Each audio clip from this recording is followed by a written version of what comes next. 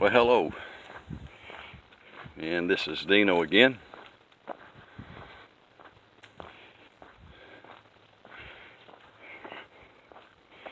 I've been thinking about our precious mom and about Mother's Day, and I thought it would be a good thing to do a walk and talk that would bless us on Mother's Day.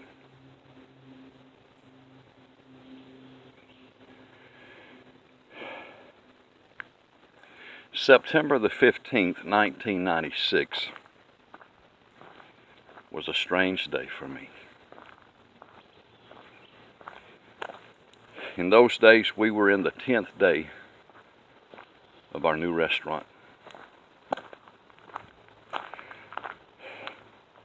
If you've ever opened up a restaurant, you'll know a lot goes on.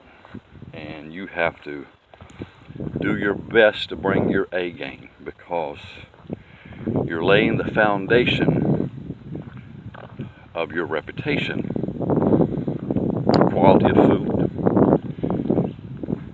the quality of service, the cleanliness of the restaurant's personality, how we make the customers feel, quality and control, and of course there's also cost control, which at the beginning, when you're opening a restaurant, you're a little more lenient because you know of the importance of doing a good job. Well, we had only been open 10 days, and we were in that zone. And it was a Sunday morning when something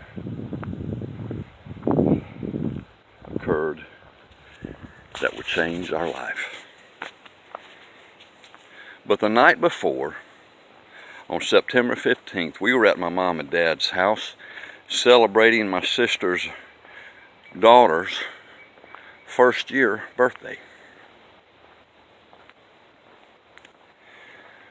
Her name is Austin.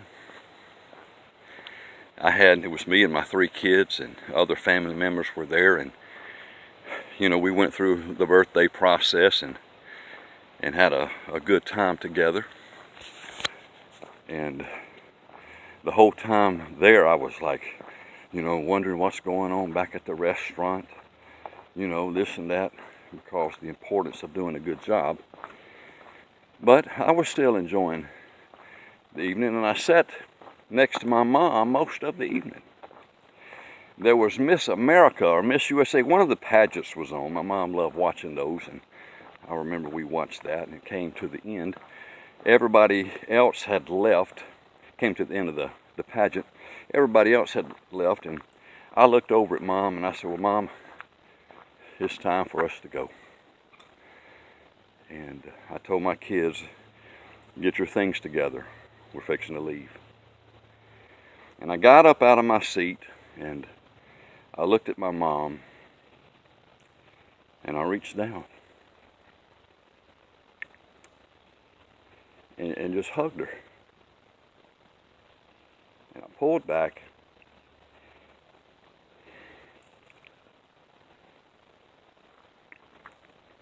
it's one of these, Lori.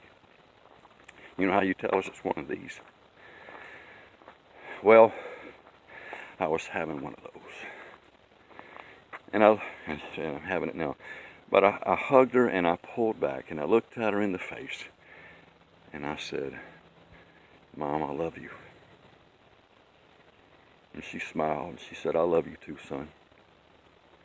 I said, okay, kids, let's go. Now, I didn't think or expect my mom to get up and walk us out. Part of the reason for that is because my mom had, like arthritis pretty bad in her knee. And, it would take some extra effort for her in that discomfort to get up and walk us out, but she did.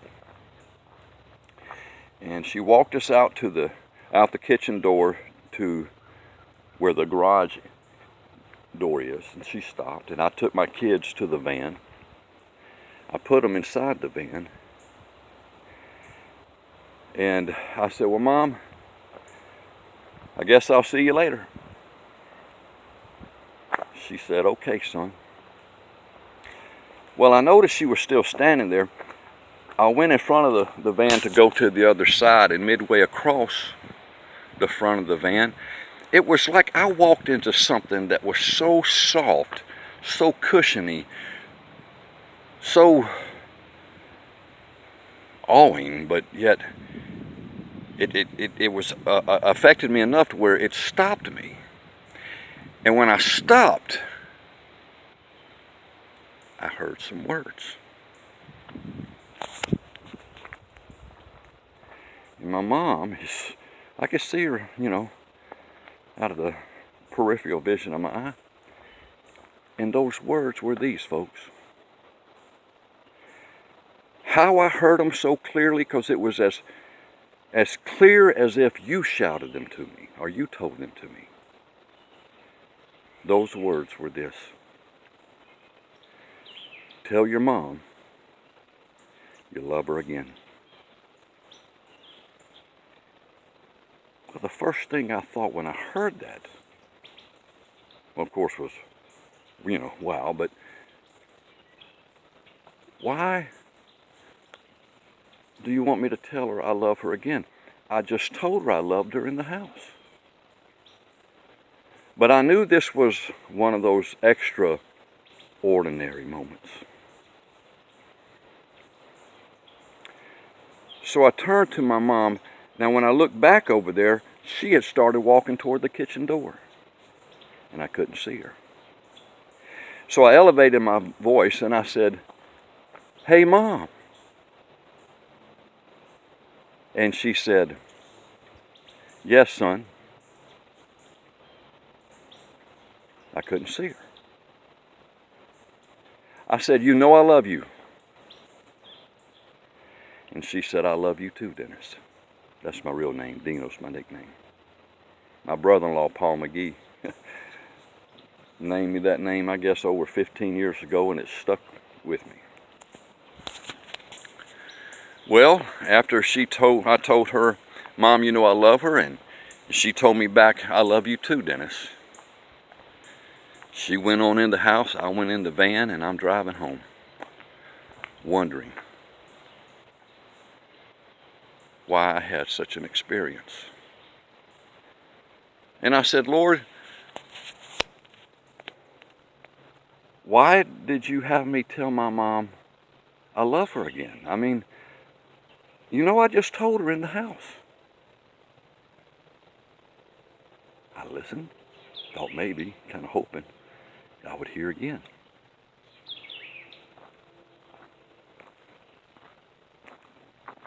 I didn't get a reply. If I did, I wasn't hearing it. I mean, I believe God is always speaking, but the problem isn't on His end, it's on our end. He said, having eyes, do you not see? And having ears to hear, do you not hear?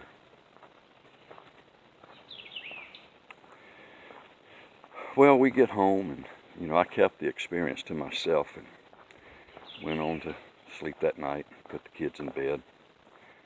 Next morning, I'm back up at the restaurant. It's Sunday, and I knew this was church day, and I knew we are going to be super busy. It will be the 10th day of our new restaurant opening, and I knew we had to, like I said earlier, bring the A game. So I'm intense, and I'm thinking, okay, have we covered this? How are we doing here? How's the cash registers? Is everything working? Are all the ovens working? How's the temperature of the foods, etc.? So the things you do running a restaurant. It was a Bonanza Steakhouse. Well, at the time it was Coach's family restaurant. There was two. And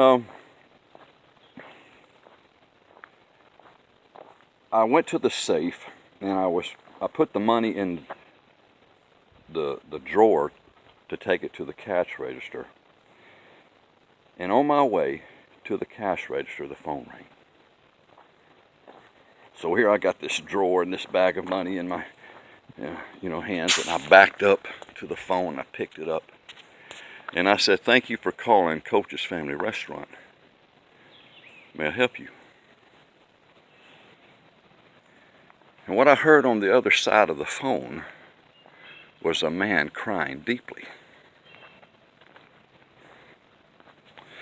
And eventually I was able to filter through that, and I said, "Dad,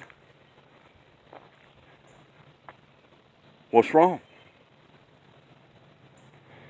And my dad, of course, fighting the emotion and the tears, and he was supposed to preach that morning. He said, "Son, your mom, they say, has had a heart attack, and they don't think she's going to make it." Folks, I about dropped that drawer. That hit me so hard. I said, "No, no, not now." Well, of course, you wish it would never happen, but man, with so much going on, and I thought, no, not Mom, not sweet, precious Mom. And he said, "I'm at the hospital, son, hurry, hurry." And he was at Fort Polk, Louisiana at the hospital. My dad was retired chaplain from the Army, and he was a present minister, a pastor of a church. So I told our managers what had happened. They loved my mom. They knew my mom. And they said, "Go, Dennis, we got this. Go, don't worry about it." And they pledged to do their best. Well, I got in my van, and I'm speeding. Thank God I didn't get pulled over. And I was crying on the way there, just bawling, saying, "Lord, why now? Please, not now. No, Lord, please, not Mama." I mean, you had to understand our mom. She had a heart of gold when it came to her family and her children. I mean, she had her challenges just like the rest of us do, but there was a preciousness about her spirit that you knew your mom loved you by the fruits of that love. The way she raised you, and the way she cared about you and your own children, her grandchildren. And I knew if she was gone, this was going to be a heavy moment for the Smith family. Well, I got to the hospital, and I ended up in this elevator, and I go up to the floor where she's at, and when the doors open, there's a doctor and a nurse, and they looked at me, and they asked me, can I help you?" And I said, "Well, sir, my mom's here, and I've heard she might have had a heart attack." And he gave me that look.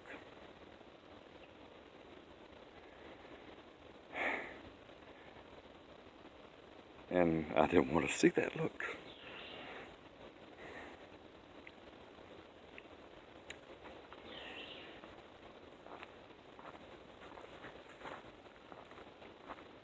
That was the last look I wanted to see. And he reached out his arm and he put it on my shoulder. And he said, "I'm sorry, son." And I said, "No, no, no, not Mom." He told me where the room was, and I took off running. When I opened the door, Dad and my brothers and sisters and others were there, and they were weeping and crying. And there my mom laid. She had already gone.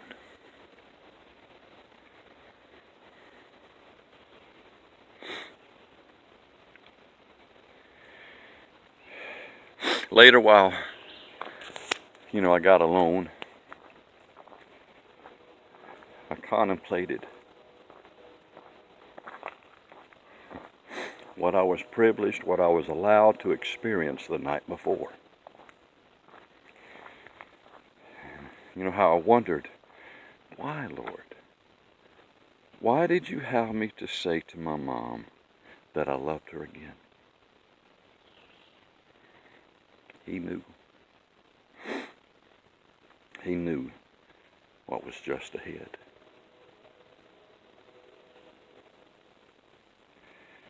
You know, that was just like when any loving person dies that we love so much and cherish so much. One of these, Lori. We feel deeply the loss. We cry. We're reaching out for comfort, for consolation.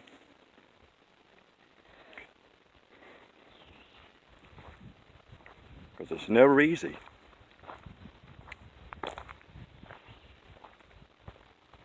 But I went to my dad and I pulled him to the side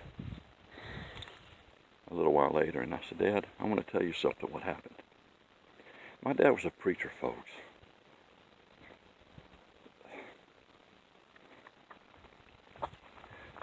The most honest, loving person I've ever known.